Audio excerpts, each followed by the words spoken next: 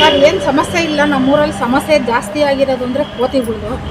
ಕೋತಿ ಬೇಜಾನ್ ಮನೆ ಪಾತ್ರೆ ಎಲ್ಲ ಕಿತ್ಕೊಂಡು ಹೋಯ್ತದೆ, ಅಡುಗೆ ಮಾಡಿರೋದೆಲ್ಲ ಎತ್ಕೊಂಡು ಹೋಯ್ತದೆ. ಸೀಟ್ ಮೇಲೆಲ್ಲ ಹತ್ತಿ ಸೀಟೆಲ್ಲ ಧ್ವಂಸ.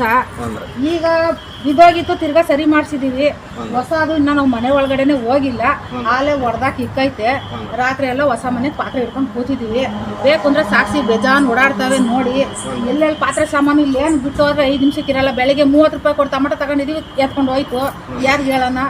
ಏನು ಅಂದರೆ ಏನು ಬಿಡಲ್ಲ ಸರ್. ದಯವಿಟ್ಟು ಫಸ್ಟ್ ಕೋತಿ ಇಡಿಸಿ ಈ ಊರಿಗೆ ಅದೊಂದು ಹೆಲ್ಪ್ ಮಾಡಿ ಫಸ್ಟು. ಎಲ್ಲ ಕಡೆ ಸಿಕ್ಕಾಪಟ್ಟೆ ಪ್ರಾಬ್ಲಮ್, ಎಲ್ರಿಗೂ ಇಡೀ ಏರಿಯಾಕ್ಕೆ ಪ್ರಾಬ್ಲಮ್ ಅಂತೆ. ಮರದಲ್ಲಿ ಒಂದು ಕಾಯಿ ಬಿಡಲ್ಲ, ಮನೆ ಒಳಗೊಂದು ಕುಕ್ಕರ್ ಬಿಡಲ್ಲ, ಏನು ಬಿಡಲ್ಲ. ನೋಡಿ ಅದಕ್ಕೊಂದು ವ್ಯವಸ್ಥೆ ಮಾಡಿ. ನಮ್ಮ ಸಾಹೇಬ್ರ ಹತ್ರ ಮಾತಾಡಿ ಅರ್ಜೆಂಟ್ ಮಾಡಿಸಿ. ಓಕೆ ಸರ್, ಅರ್ಜೆಂಟ್ ಮಾಡಿಸಿ ಸರ್. ಆಯಿತು ಸರ್, ಓಕೆ ಸರ್. ಸಮಸ್ಯೆ ಸದ್ಯಕ್ಕೆ ಇವಾಗ ಈಗ ಹೇಳಿದ್ರಲ್ಲ, ಇದನ್ನ ಸಾಲ್ವ್ ಮಾಡಿ ಸರ್. ನೆಕ್ಸ್ಟ್ ಹೇಳ್ತೀವಿ ಸರ್. ಸರಿ. ಏನ್ ಯಜಮಾನ್ರೆ ನಿಮ್ ಸಮಸ್ಯೆ? ಸರ್ ಕೋತಿಗಳೆಲ್ಲ ಬಂದು ಮನೆ ಮೇಲೆ ಎಲ್ಲ ಕುಣಿದು ಎಲ್ಲ ಜಂಪ್ ಮಾಡಿ ಸೀಟ್ಗಳೆಲ್ಲ ಹೋಗ್ಬಿಟ್ಟಿದ್ದಾವೆ.